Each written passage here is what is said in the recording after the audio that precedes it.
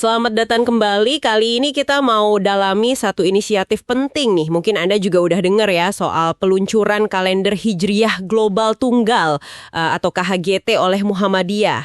Betul. Ini bukan sekedar acara biasa loh, tapi langkah yang lumayan signifikan dan memicu banyak diskusi. Iya, dan kita akan kupas ini berdasarkan rangkuman respons para tokoh ya dari analisisnya Susiknan Azhari. Menarik nih melihat tanggapan dari dalam dan luar negeri. Nah, sumber Anda itu mencatat kalau responsnya secara umum positif banget. Bahkan katanya analisis media sosial sampai 75% positif. Wow, 75% ya? Tinggi juga. Kenapa ya bisa begitu? Oke, mari kita coba bedah bareng-bareng apa sih signifikansinya, terus gimana pandangan tokoh-tokoh kunci, dan tentu saja tantangannya apa aja. Siap. Jadi kita mulai dari alasan utamanya dulu ya.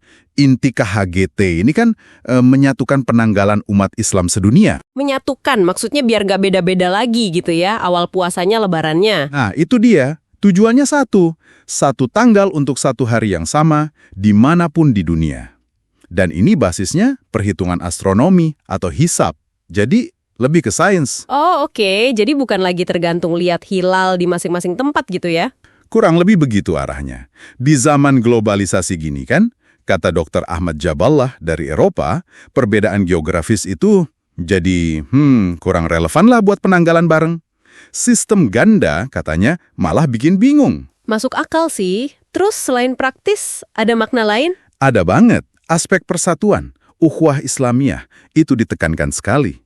Banyak pihak loh, mulai dari OKI, Diyanet Turki, para duta besar, akademisi juga, mereka lihat ini langkah konkret buat, yaitu, persatuan umat. Sampai dikaitkan ke isu global juga ya? Ya, contohnya Dr. Mehmet Ekim dari Turki, dia kaitkan dengan solidaritas untuk Palestina. Jadi bukan cuma soal ibadah, tapi juga persatuan dalam isu yang lebih luas. Menarik. Aspek praktis, persatuan, terus ketemu sains. Ini gimana dilihatnya? Nah, ini yang banyak dapat pujian. KHJT ini dianggap berhasil gitu ya, mengintegrasikan syariat Islam dengan sains modern, khususnya astronomi. Jadi nggak mempertentangkan agama dan ilmu ya? Justru sebaliknya. Prof. M. Irfan Helmi, Prof. Dani Herdiwijaya, mereka lihat ini bukti komitmen pada ilmu. Ada juga yang bilang ini pendekatan rasional, jawaban tantangan zaman. Kayak Dr. Judistira Arya Utama, Prof. Abdul Pirol. Keren sih kalau gitu. Dukungannya berarti luas dong ya? Dari mana aja tuh? Wah, banyak.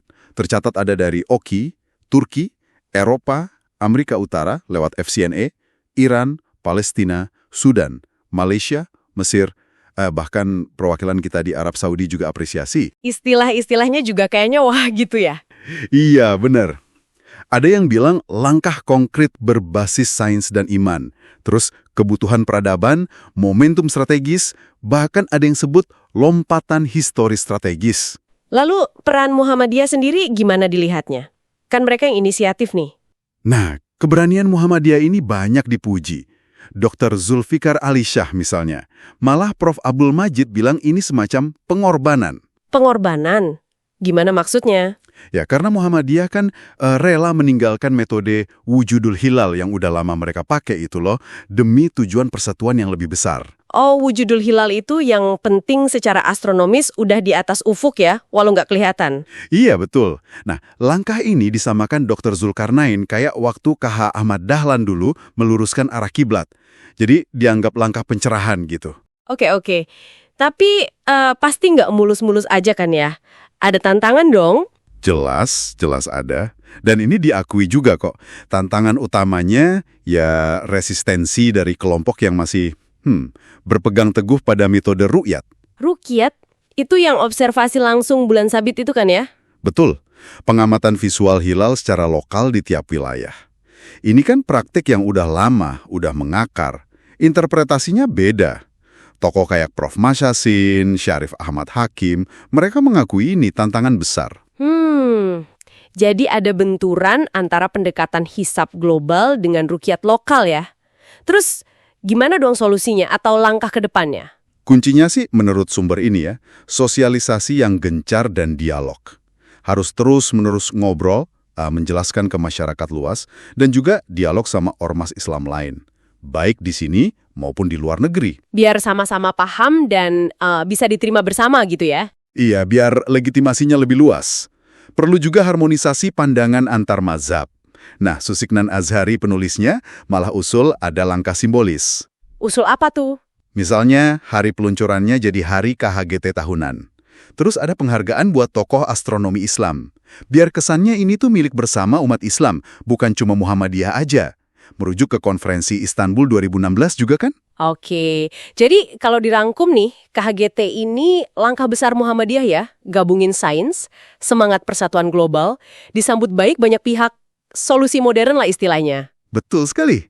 Tapi ya itu tadi, tantangan soal penerimaan dari kelompok rukyat dan perlunya sosialisasi, dialog besar-besaran, itu jadi PR besar buat implementasi globalnya. Nah, ini jadi menarik nih buat kita renungkan bersama, Anda juga di rumah. Kalau kita lihat sejarah panjang perbedaan soal awal bulan Hijriah ini, kira-kira nih selain kesepakatan teknis dan ilmiah, perlu perubahan mendasar apa lagi ya? Mungkin cara pandang atau budaya gitu, supaya kalender tunggal macam KHGT ini benar-benar bisa nyatuin praktek ibadah umat Islam sedunia secara merata? Pertanyaan bagus tuh. Perubahan cara pandang ya, mungkin soal fleksibilitas menafsirkan tradisi di era modern, atau soal prioritas antara kesatuan global versus praktik lokal. Ya, atau mungkin soal membangun kepercayaan antar kelompok ya. Wah, menarik buat dipikirkan lebih lanjut. Terima kasih sudah menyimak pembahasan kita kali ini.